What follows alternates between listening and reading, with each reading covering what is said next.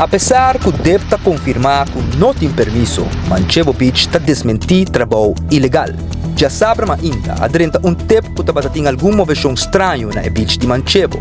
A tira vista e topa com algum trabalhador talanta algum pida plywood na área chiquito, Riba Beach. Lo qual compreendeu de gerência de Manchego Beach Resort and Spa, da qual está fazendo algum trabalho de manutenção, da base que teste groundwater na área. Algo que aparentemente não está cada passa tanto tempo. Sin embargo, Mr. tem permisso para fazer qualquer tipo de trabalho a Riba Beach. Departamento de Infraestrutura e Planificação a confirmar que o hotel em questão não tem permisso e que a polícia a queda informar para o trabalho. Para fazer qualquer trabalho a Riba Beach, aunque o terreno está dibo em forma de erfpacht, doch Mr. pede e haya aanlegvergunning voor die DEP. E se está atachada na nossa natureza, Mr. permisso também de DNM.